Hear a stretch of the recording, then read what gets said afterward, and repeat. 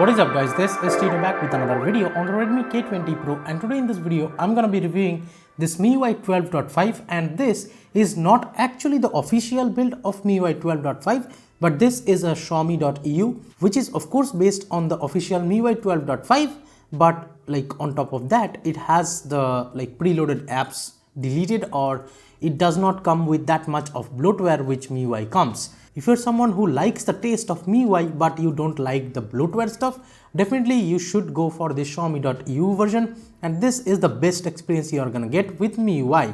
But if you're someone who loves custom ROMs or stock Android based customizable ROMs, I would say just stick with those. You won't love at all over here. And this is a closed beta again.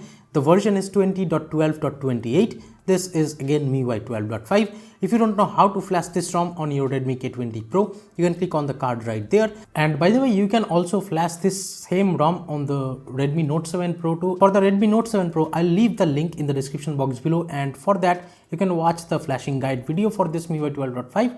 But I would say don't flash the FCrypt disabler or something. You don't need a FCrypt disabler for the Redmi Note 7 Pro. Just use recovery's disable force encryption kind of thing, like Orange Fox recovery's disable force encryption feature. That should work totally fine. You don't need a FCrypt disabler for your Redmi Note 7 Pro.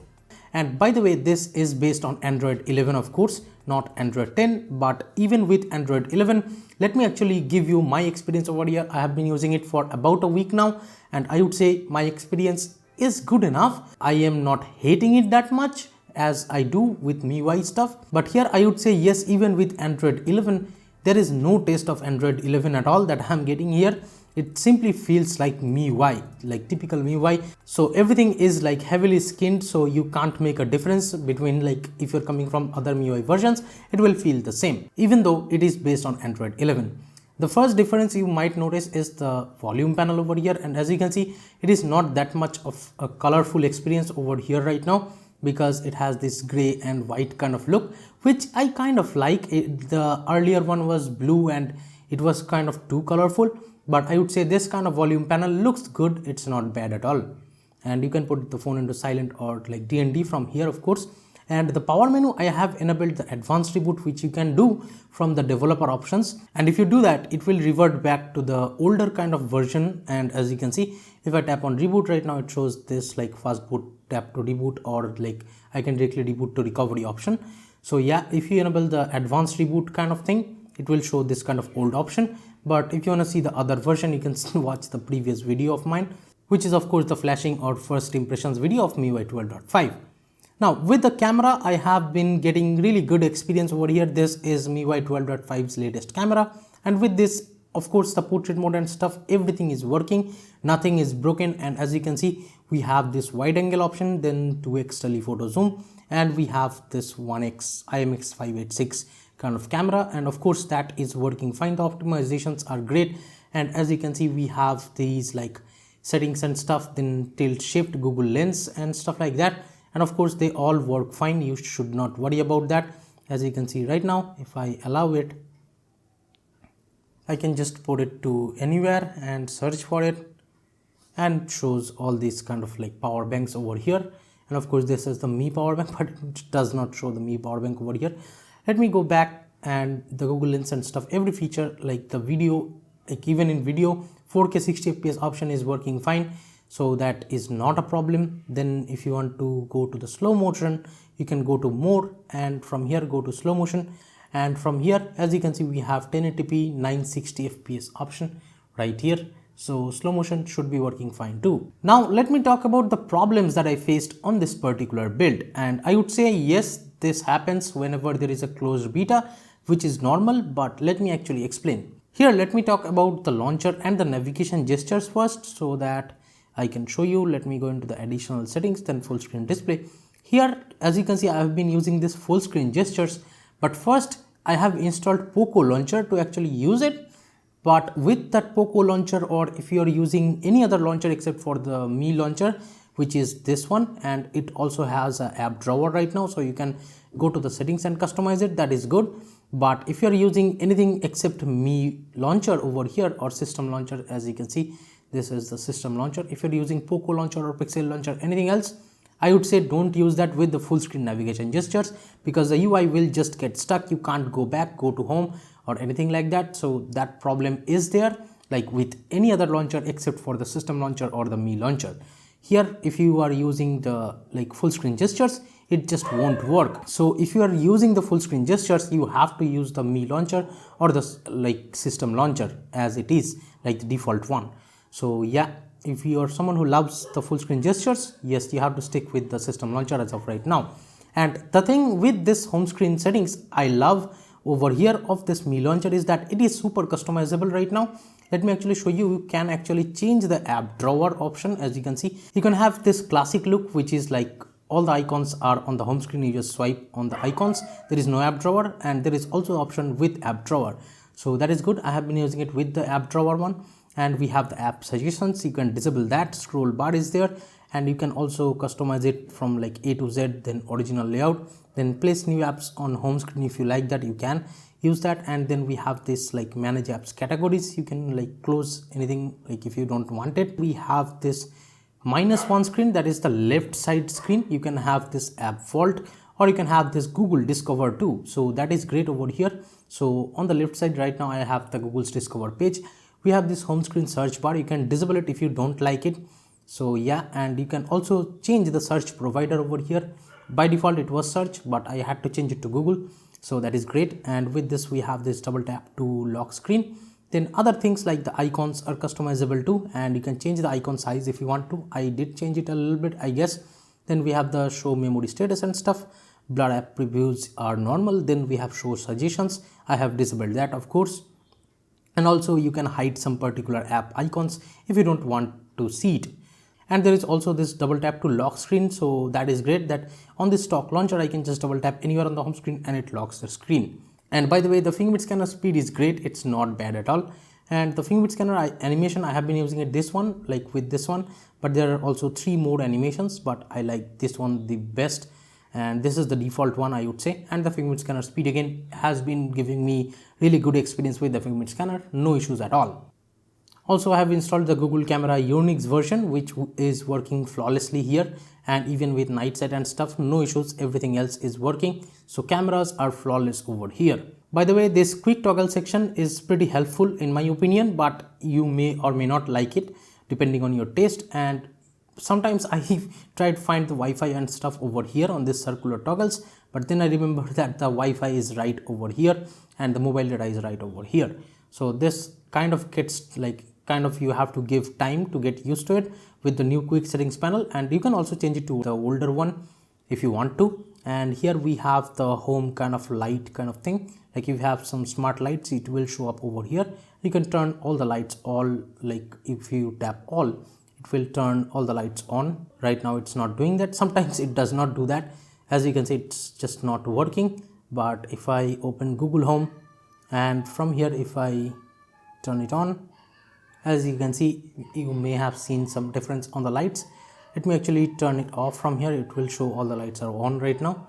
So right now if I tap it, yes, right now it is working. Sometimes I have to just fire up the Google Home app and then it works. And if you swipe down, this thing I have noticed is that even if I swipe down from here, as you can see, it shows this notification kind of panel over here. But if I swipe even from here, it does not show me the quick settings panel. So if I want to see the quick settings panel, I have to pull it down from this like top right corner. This is kind of annoying in my opinion. Now talking about the battery life, well, I would say the battery life is not the best over here because I have been not getting that much of a great battery life, I would say. But yes, you can definitely get 5 to 6 hours of screen on time over here. With my kind of usage, I would say the battery life, the standby is great, but the normal usage of the battery life, I would say it is better in the custom ROMs. So if you're someone who loves custom ROMs and loves battery life, stick with a custom ROM, because here the battery life is not that great in my opinion. Default display settings is kind of yellowish that I feel over here. So you might have to go to the color scheme and change it to cool so that it like fits your eyes, because by default, if you're noticing the default one, it is a little bit yellowish to my eyes actually. Also, you can change the UI style to light or dark mode from here in the display settings, so that is good. I have been using it with the dark mode, of course, and that is working great.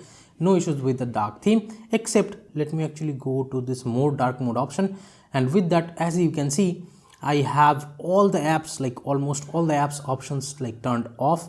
I did it individually with particular app because some apps just looks weird with the like dark theme in the like MIUI option, I would say. So here I have only enabled the like YouTube Studio over here with the dark mode, because other apps just looks awful sometimes with the dark theme.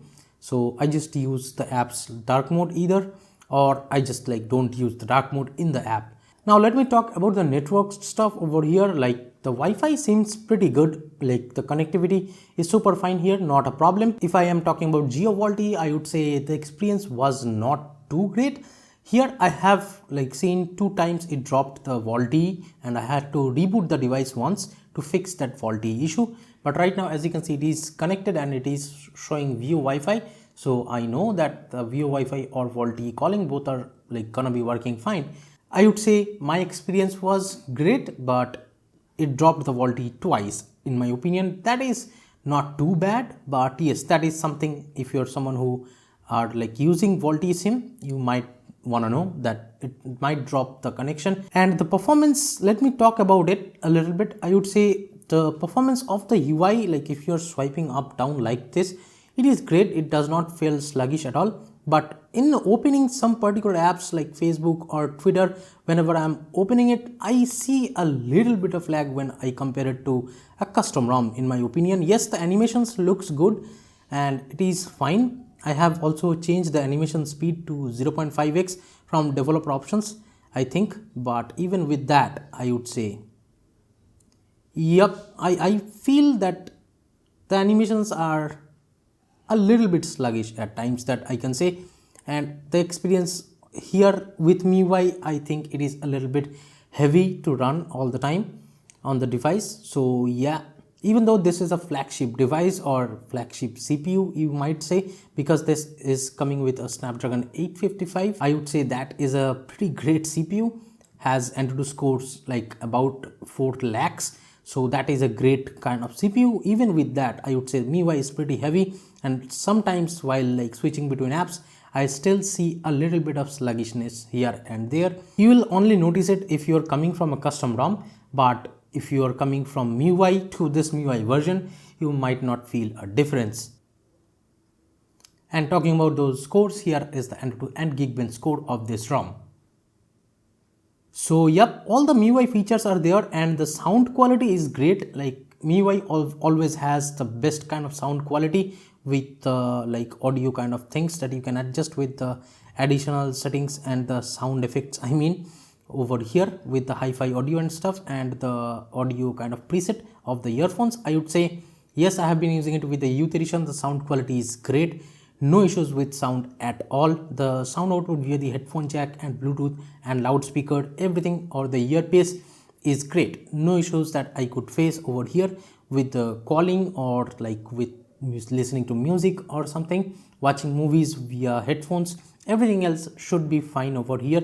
The sound quality is great enough over here. And this thing I like over here in MIUI is that the brightness goes like normally bright pretty much with the brightness slider, and if you like swipe it down, it goes really low in brightness. So at night it really helps. In custom ROMs, I see the brightness does not go that low, but here in MIUI, I would say the brightness definitely goes really down. If you're someone who uses your phone at night too much, maybe this is the way you should go for. Also, let me actually show you the charging animations over here, which appears on the lock screen, and for that you have to go to this always on display and lock screen, and if you scroll down you will see this charging animation option. It is set to wave right now, and this is the bottom one right here. So if I lock the device and if I plug it in, this is the kind of animation that shows over here. Looks pretty dope in my opinion, as you can see. And with the flow option, let me show you right now. This is how it looks, pretty great, and it also shows if it's quick charging or not. And with the glow, I think this is just not working. As you can see, it just like, I'm not really sure if it's working or not, because it just has this picture which is stuck. It does not move at all, but it shows the quick charge over here. It might be just this picture over here. Looks good though. This is the glow option.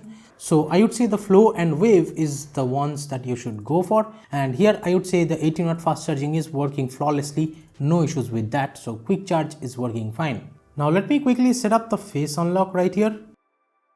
So face unlock setting up is done, and you can also add multiple faces if you want to, I guess. So the unlocking using face data is enabled. Right now let's just double tap to lock and double tap to wake. So here if I swipe up, as you can see right now, it works flawlessly. It is very fast face unlock speed. Let me show you one more time. Here if I swipe up, as you can see, it shows this kind of color over here on the camera right here. Let me actually show you. Here if I point the camera to my face, and as you can see, it has unlocked super fine, no issues with that. So that was my review about the MIUI 12.5. I've been using this MIUI 12.5 for about a week, and yes, I would say if you're someone who loves MIUI, only then you can flash it. Otherwise, if you're coming from custom ROM or if you love custom ROMs, I would say just stick with that, don't come here pretty much. Thank you so much for watching this video, guys. Give it a thumbs up if you liked it, subscribe to the channel down there if you have not yet. This is Tito from KDN Tech signing off for today, and I'll be catching you guys in the next one. Bye now.